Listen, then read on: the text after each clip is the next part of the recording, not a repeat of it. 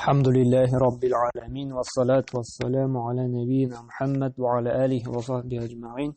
أما بعد بugün 12-нче зур гынахны алып китербез. Бу гынах безнең кагыла инде җитәкчеләргә, кемнәр инде кешеләр белән идара итә, кемнәрнең астында кешеләр эшли, күбрәк инде шуларга багышланган. Әмма ләкин инде монда күп дигәндә һәрберебездә керә инде, чөнки инде гадәттә иратлар инде алар астында кемнәре бар? Хатыннары бар, балалары бар, һәм алар белән дә инде әзмә күпме инде идара итә. Һәм менә бу хәдисләр дигәндә аятларда шулай ук аларга да кагыла. Чөнки менә бу да килә торган инде безнең инде аятларыбыз, хәдисләребез, безнең астыбызда инде безнең кешеләр бар икән, тәэмин итеп торабыз икән инде, шуларга карата инде җәбер, зулым кылу, гаделсез булу, һәм инде аларны ялганлау, рәнҗетү катгый тыелганның ассызыклы инде. Һәм менә бу мөселман кешесе диек инде һәр вакытта да үз карамагында кешеләр була икән, берәр эштә диек җитәкче яки шул гаиләдә гаилә башлыгы икән, ул һәр вакытта да менә аның карамагындагы булган кешеләргә гадел булырга тиеш, аларны инде алдаламаска тиеш һәм рәнҗетергә тиеш түгел. Ни өчен соң менә монда инде ассызыклап әйтелә, менә бу җитәкчеләргә кемнәр астында кешеләр бар. Чөнки кеше кулында власть бар икән, хакимият бар икән, аңа кешене рәнҗетергә, кешене алдаларга, аңа золымлык кылырга, гаделсезлек күрсәтергә җиңелрәк. Чөнки әйтик, мәсәлән, эштә ди берәр җитәкче ди, аңа алдалау, золым кылу җиңелрәк ни өчен? Чөнки аның карамагында булган кешеләр аңа сүз әйтә алмый. Сүз әйтәләр икән, аны эштән куып чыгара яки хезмәт хакын түләме яки премиясын кисә һәм башка төрле җәзага тарталар. Күрә инде күп вакытта мондый кешеләр инде түзә, моның җәбер зулымына инде каршылык күрсәтми. Шуңа күрә дә менә монда ассызыклы инде Аллаһ Тәгалә Куръанда һәм инде Пәйгамбәрнең хәдисләрендә менә бу кешеләргә инде Аллаһтан куркырга, үз карамагында булган кешеләрне инде рәнҗетмәскә. Иң беренче инде безнең дәлилебез Шура сүрәсенең 42-нче аятында Аллаһ Субханаһу ва Тәгалә әйтә: "Иннама сабилу алаллазина yazlimuna an-nаса ва ябгуна фил арди бигайрил хакки улаика лахум азабун алим".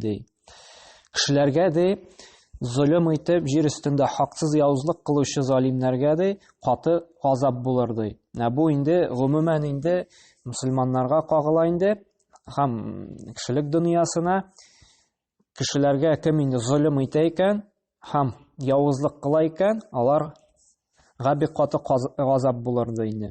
Иң беренче җитәкчеләр диек инде, кемнәр астында кешеләр эшли, истә тотырга тиеш. Кемгә инде зулымлык кыла, явызлык кыла икән, аларны алдалый икән, Аллаһ Тәгаләнең каты газабы булачак инде. Һәм икенче Мәйдә сүрәсендә әйтә Аллаһ Субханаһу ва Тәгалә: "Кану ла ятанахуна ан мункарин фаалуху лабиса ма кану яфалун" ди. Алар да үзләре кыла торган бозык эшләрдән дә бер-берсен тыймадылар ди. Нинди яманлыктыр аларның эшләгән эшләре ди. Һәм кешеләр дә менә бу яманлыкларын да бер-берсен инде туктатырга, тыерга тиешләр ди. Әгәр дә белә икән кеше шушы зулымлык кыла, алдалый, ул насихатләргә тиеш, бер-берсен инде шушы яхшылыкта ярдәм итәргә тиеш инде. Һәм әгәр дә шулай эшләми икән ди, шушы яманлыклары аңа әйләнеп кайтачак ди. Һәм өченче дәлил булып тора Пәйгамбәр саллаллаһу хәдисендә: "Куллукум ра'ин ва куллукум мас'улун ан ра'иятиһи" диде. Бу Бухари җыентыгында килә торган хәдис. Һәрберегез көтүче ди. Һәм һәрберегез үзегезнең көтүлеге өчен җаваплы ди. Нәрсә дигән сүз? Менә бу һәрбер кеше иратларга да кагыла инде. Кемнәр инде җитәкчелек икән, алар астында кеше бар икән, менә шушы кешеләргә дә сез җаваплы ди. Нәрсә дигән сүз? Әгәр дә инде аларны алдалыйсыз икән, сүзегездә тормыйсыз икән, мәсәлән, хезмәт хакын шундый вакытта бирәм дип, ул билгеләнгән вакытта бирмисез икән, сез җаваплы буласыз, Аллаһ каршында җавап бирәсез. Һәм инде билгеләнгән хезмәт хакын түләмисез, яки анда киметеп түлисез, яки түләп бетермисез, һәм башка төрле юллар белән алдалыйсыз икән, сез җавапка тартылачаксыз. Аллаһ Тәгалә шушы ялганыгыз өчен, гаделсезлегегез өчен җавап бирәчәк. Сез һәм инде бу гаилә башлыкларына да кагыла. Әгәр дә инде ул бер баласына бер нәрсә алып бирде икән, һәм икенчесенә алып бирмәде икән, гаделлек күрсәтмәде, шулай ук Аллаһ каршында җавап бирәчәк. Яки анда кемнеңдер инде хатыннары күп ди, бер хатынына берәр бүләк ясады, икенчесенә ясамый икән, бу шулай гаделсезлек. Чөнки нәрсә диде?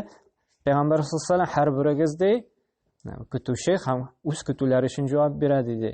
Ягъни һәрберегез инде җитәкче дисәк була инде, һәм аның астында булган җитәкчелегендә булган кешеләр өчен җавап бирәсез диде. Күрә, нинди генә аларга карата мөнәсәбәт кылмыйк, без Аллаһ каршында алар өчен инде җаваплы. Һәм Пәйгамбәр саллаллаһу алейһи ва саллям әйтте, Муслим җыентында килә торган сахих хадистә, "Мен гашша фалейса минна" диде. Кемде алдалы икән ди, ул бездән түгел ди. Ягъни мусламаннардан түгел ди. Чөнки алдалау, ялганлау бу мусламанның сыйфаты түгел. Мусламан кешесе һәр вакытта да дөресен сөйләргә тиеш, һәм инде ул үзенә тугры булырга тиеш инде. Һәм менә бу гомумән инде бөтен мусламаннарга да кагыла, бигрәк тә инде кагыла нәрсәгә? Җитәкчеләргә. Чөнки күп вакытта кемнәр алдалый? Җитәкчеләр, начальниклар, менә бу инде хакимияләр инде. Чөнки нәрсә дидек? Аларга алдаларга җиңелрәк.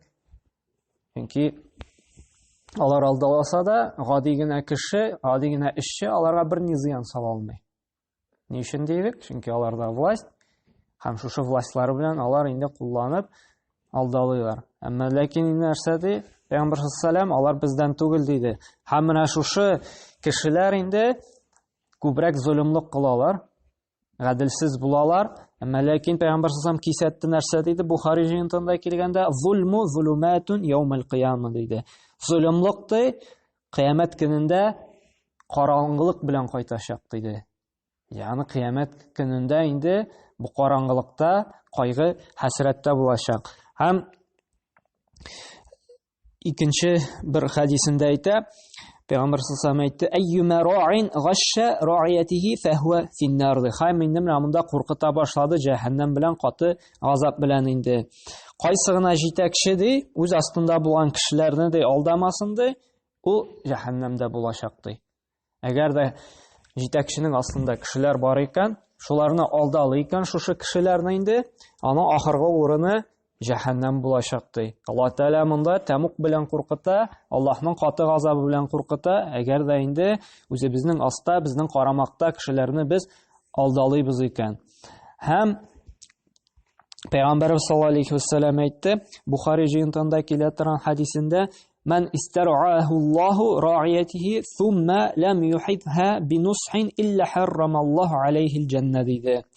Аллаһ Тәгалә ди, кемгә ди кешеләр белән җитәкчелекне бирде ди, һәм ул алар белән инде әгәр дә эчкерсез, гадел, ихлас булмады икән ди, бу кешегә Аллаһ Тәгалә ди җәннәтне харам кылды ди. Ягъни бу кешене инде нәрсә ди? Җәннәткә кертмәс ди. Һәм ахыргы урыны нәрсә?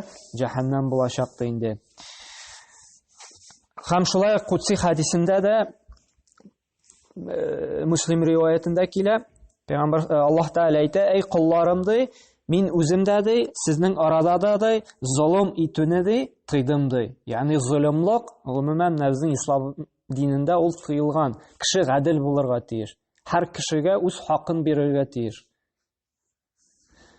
Һәм нәрсә диде? Шулай булгач ди, бер-берегезгә зулым итмәгез ди. Монда Аллаһ Тәгалә инде әмер итә Кудси хадисендә зулым итмәскә. Һәм гомумән инде кешегә рахимле булырга. Рахимле, гадел, мәрхәмәтле булырга. Чөнки Пәйгамбәр саллаллаһу алейһи ва саллям нәрсә диде? Бухари җыентында килә торган хадистә бер риваятта килә, "Ман ла ярхам, ла юрхам", икенче риваятта килә инде, "Ла ярхамуллаһ, ман ла юрхамин нас" ди.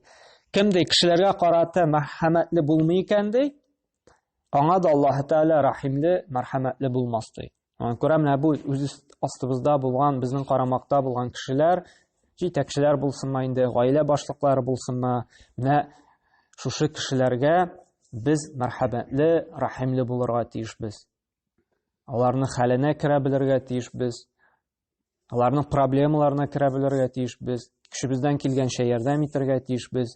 Аларны жәлләргә тиешбез. Һәм инде зөлмлек кылмыйча инде гаделлек белән генә эш итәргә тиешбез. Һәм шулай әгәр дә инде шушындый кеше гаделлек белән хөкем итә икән, гаделлек белән инде идарә итә икән, моны инде Пәйгамбәр саллаллаһу алейһи ва сәлләм диде, ничек итеп шатландыра? Әл-имаму адилу юзиллуху Аллаһу фи зиллиһи ди. Гадел җитәкчене ди, кыямәт көндә Аллаһ Тәгалә ди үзенең рәхмәтен алыр, ягъни үзенең инде күләгәсе астында булыр ди. Кыямәт көнендә инде. Кыямәт көнендә гадел җитәкчене дә Аллаһ Тәгалә үзенең рәхмәтен алачак. Һәм шулай ук Пәйгамбәр саллаллаһу алейһи ва сәлләм әйтте, Муслим риваятында килә торган хадистә инде, шулай ук куркыта, 3 төрле кеше белән Аллаһ Тәгалә ахыр заманда ди, ягъни кыямәт көнендә инде сөйләшмәстә ди, алар ягына карамаста ди, һәм аларны гафу да итмәс ди, һәм аларга бик каты газап булыр ди инде. Без моны алганыйк, һәм ләкин тагын искә төшерәбез. Беренчесе нәрсә ди? Картлык көнендә дә ди, картайгач та ди, зина кылып йөрүче кеше ди. Һәм икенчесе ди, ялганга гадәтләнгән ди, җитәкче ди. Җитәкче, әмма ләкин һаман ялганны үзенең эшчеләрен, үз астында булган кешеләрен. Бу безгә дә кагыла инде, балабызга да әйтте икән, уенчы алып бирәбез дип, яры алып бирәм, яры алып бирәм, яры шунда алып барам. Әмма ләкин сүзебездә тормыйбыз икән, гел ялганлыйбыз икән, бу инде безгә дә кагыла. Һәм өченчесе инде тәкәббүр булган ярлы кеше диде инде. Бай кеше нәрсә дидек? Тәкәббүрләнә ала, чөнки байлыгы бар. Әмма ләкин факирның бер нәрсәсе юк, нәрсәңнән инде син тагын тәкәббүрләнәсең. Һәм Нәсәи риваятында килә торган хадис нәрсә диде? Аллаһ Тәгалә 4 төрле кешегә ачулы була диде. Бу шулай ук алганыйк, әмма ләкин монда безгә кирәкле дәлил бар. Беренчесе кемгә?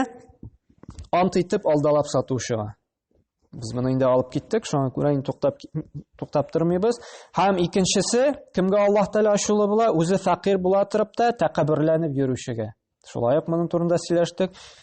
Özü ılı yaşta bulsa da yalmışa zina kılıp yürüyen kişi değil. Hem indi dörtüncüsü mine bizge kilgen indi delil jabir zulüm kılışı jitekşige değil.